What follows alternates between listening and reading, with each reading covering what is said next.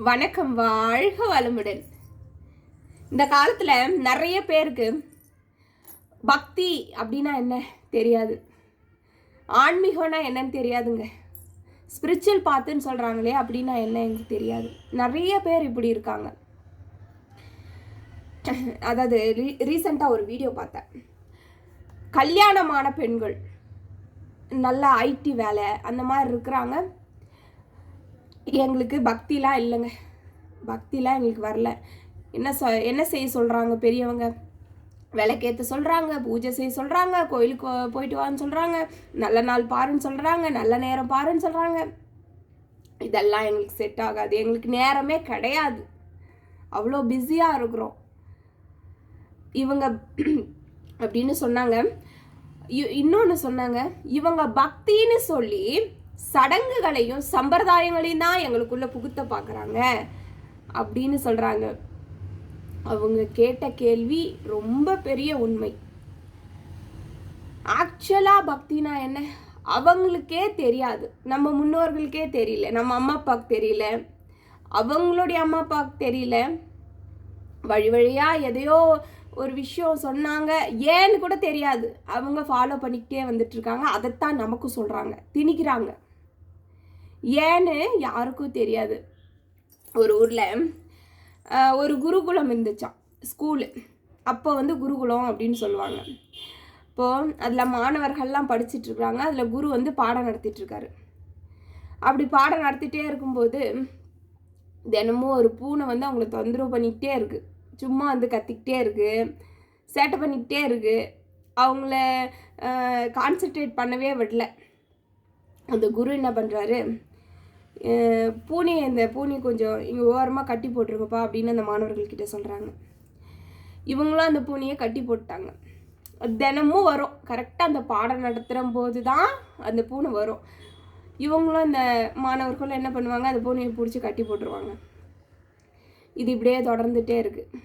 சில நாட்களில் இந்த குரு வேறு இடத்துக்கு போகிறாரு, வேற ஒரு குரு இந்த குருகுலத்துக்கு வர்றாரு.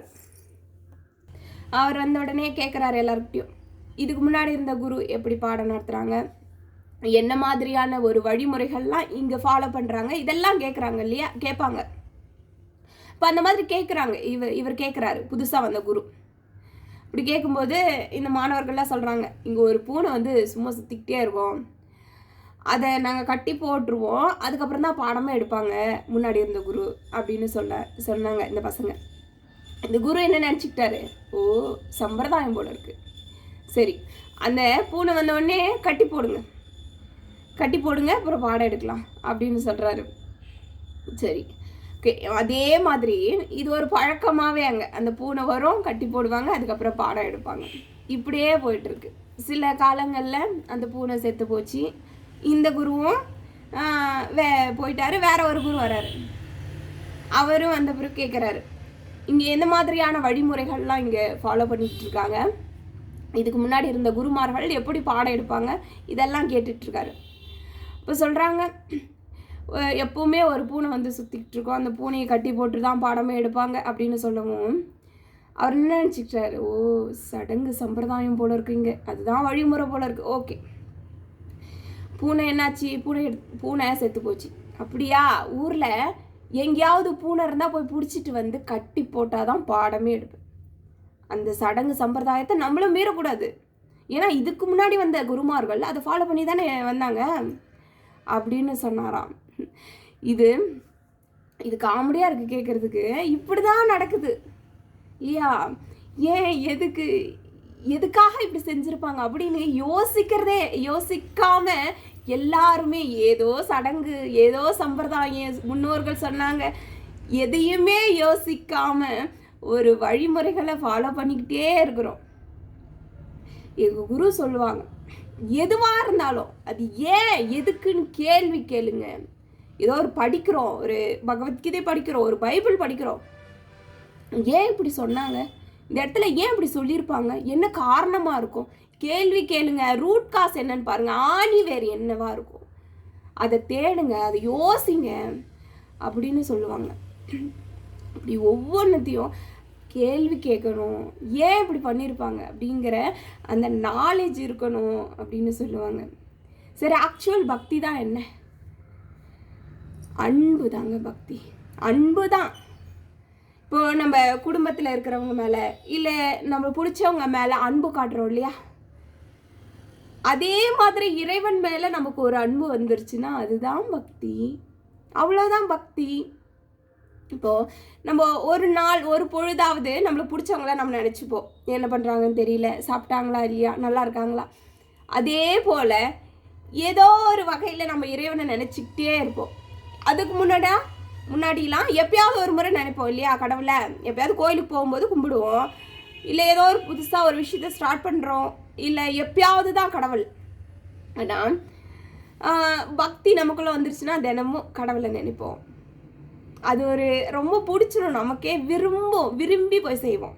அதுதான் பக்தி. அந்த அன்பு வந்துருச்சு இல்லை கடவுள் மேலே, அந்த அன்பு வந்துருச்சு இல்லை, அவர் ஒரு உறவாக நினைக்கிறோம்ல, அவரை உறவாக ஏற்றுக்கிறோம்ல, அந்த அன்பு காட்டுறோம்ல, அவ்வளோதாங்க பக்தி. ரொம்ப காம்ப்ளிகேட்லாம் பண்ணிக்க தேவையில்ல, எளிமை பக்தி.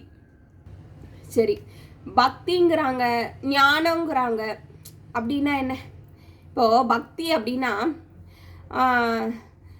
நம்ம குழந்தைங்களா இருக்கிறது. நம்ம எல்லாமே தாய் தந்தையாக இருக்கிற இறைவன்கிட்ட நம்ம கேட்போம், அழுவோம், கேட்போம், நம்ம குறையெல்லாம் சொல்லுவோம், இப்படியெல்லாம் ஆகுது, இப்படியெல்லாம் நடந்துச்சு, இதெல்லாம் எனக்கு வேணும், இப்படிலாம் நம்ம கடவுள்கிட்ட போய் முறையிடுறோம் இல்லையா, நம்ம போய் சொல்கிறோம். நம்ம குழந்தையா இருக்கிறோம், கடவுள்கிட்ட எல்லாத்தையும் உரிமையாக கேட்குறோம், அவருடைய அன்புக்காக ஏங்குறோம். இதெல்லாம் பக்தி. ஞானம் அப்படின்னா அந்த தாய் தந்தையோட நிலை தான். தாய் தந்தைக்கு எல்லாம் தெரியும், எல்லாமே நமக்கு வரும், நமக்கு எது கிடைக்கணும்னு இருக்கோ அது கிடைக்கும். இந்த உலகம் எப்படி இருக்கும், இப்படி தான் இருக்கும், இந்த மனிதர்கள்லாம் எப்படி இருப்பாங்க, இப்படி தான் இயங்குவாங்க, இதெல்லாம் அவங்களுக்கு எல்லாமே தெரியும் இல்லையா. இப்போது அந்த மெச்சூரிட்டி லெவல் ஆஃப் பக்தி தான் ஞானம். இப்போது பக்திங்கிறது ஞானத்தினுடைய அடிப்படை தான். ஒரு நாள் அந்த குழந்தை வளர்ந்து அதுவும் அப்பா அம்மா ஆக போகுது இல்லையா, அந்த பக்தியின் மூலமாக போய் ஞானத்தையும் அடையலாம். ஆரம்பம் பக்தி, இதுதான் பேசிக் கான்செப்ட். இவ்வளோதான் பக்தி, ரொம்பலாம் போட்டு குழப்பிக்கவே வேணாம். சரி, நிறைய பேர் பார்த்தீங்கன்னா எப்படி இருப்பாங்க மக்கள் அப்படின்னா, வாரத்தினுடைய 7 நாட்களும் 7 கோயிலுக்கு போவாங்க, 7 பூஜை செய்வாங்க, ஒவ்வொரு நாள் விட மாட்டாங்க, ஒரு பூஜை விட மாட்டாங்க, எல்லாமே செய்வாங்க, எல்லாமே பண்ணுவோம் தெரியுமா. எப்பவுமே இறைவன் தான் எல்லாமே.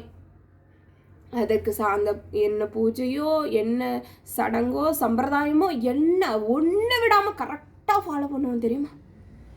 இத்தனை மணிக்கு எழுந்திருப்போம், இத்தனை தடவை குளிப்போம், இத்தனை செய்வோம், எவ்வளவோ சொல்லுவாங்க. ஆனால் யாரையுமே நாங்கள் மதிக்க மாட்டோம்.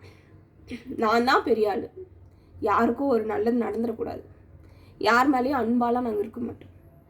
கடவுள் எங்களுக்கு மட்டும்தான் எல்லாமே கொடுக்கணும், இப்படியெல்லாம் இருக்கிறாங்கன்னு வச்சுக்கோங்களேன். அவங்க என்னதான் பூஜை செய்யட்டும், எவ்வளோ சடங்கு சம்பிரதாயம் எல்லாத்தையும் கரெக்டாக ஃபாலோ பண்ணுறோம், வேதம் ஆகமம் விதிகள் படி நாங்கள் செய்கிறோம், எல்லாமே எங்களுக்கு தெரியும்.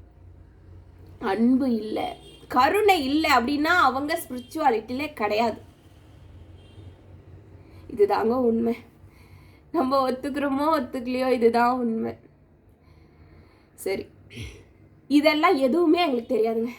எப்படி பூஜை செய்யறதுன்னு தெரியாது, ஒரு பூஜை கூட நான் இது வரைக்கும் செஞ்சதே இல்லை, எதுவுமே தெரியாது, ஒன்றுமே தெரியாது. ஆனால் யாராவது கஷ்டப்பட்டா எங்களால் தாங்க முடியாது. எல்லாருக்கும் நல்லது செய்யணும், எல்லாருக்கும் உதவி செய்யணும், எல்லார் மேலேயும் அன்பாக இருக்கணும், இதுதான் எங்களுடைய கொள்கை அப்படின்னு வாழறீங்க அப்படின்னா நீங்கள் ஸ்பிரிச்சுவலில் தான் இருக்கிறீங்க, ஸ்பிரிச்சுவாலிட்டி பாதையில் தான் நீங்கள் போயிட்டுருக்கிறீங்க. நீங்கள் பூஜை பண்ணலன்னா பரவாயில்ல, நீங்கள் எதுவுமே தெரிய வேணாம். அன்பு தாங்க பக்தி, அன்பு தாங்க ஸ்பிரிச்சுவல். அன்பு, கருணை, இரக்கம், சமாதானம் இதெல்லாம் உங்களுக்குள்ளே வந்துருச்சு அப்படின்னா இறைவன் உங்ககிட்ட வந்துடுவார். ரீசெண்டாக நீங்கள் கூட பார்த்துருக்கலாம் சமூக வலைதளங்களில், பூரணம் அம்மா அப்படின்னு ஒருத்தவங்க தன்னுடைய நிலத்தை 7.25 கோடி மதிப்புள்ள தன்னுடைய நிலத்தை தன்னுடைய ஊரில் இருக்கிற அந்த ஸ்கூலுக்கு எழுதி தானமாக கொடுத்துட்டாங்களாம், ஃப்ரீயாகவே. எவ்வளோ பெரிய மனசு வருது. அது கூட அதை யாருக்குமே சொல்லவே இல்லை வெளியே. தான் பண்ணுறது எவ்வளோ பெரிய விஷயம்னு அவங்களுக்கே தெரியல. அது கொடுத்தது பெரிய விஷயம்தான், அது மிகப்பெரிய விஷயம். யார் செய்வாங்க? இத்தனை கோடி மதிப்புள்ள நிலம். அதை விட பெரிய விஷயம் தான் செஞ்சிட்டோம் அப்படிங்கிற அந்த ஒரு நினைப்பே கிடையாது. அவ்வளோ ஒரு எவ்வளோ பெரிய மனசு வேணும் அதுக்கு. அவங்க கடவுளை கும்பிடுவாங்களா இல்லையான்னு தெரியாது, அவங்க எந்த அளவுக்கு கடவுள் பக்தி கொண்டவர்கள்னு தெரியாது. ஆனால் கடவுளை அவங்க கும்பிடவே தேவையில்லை, கடவுள் அவங்க கிட்ட வந்துடுவாங்க.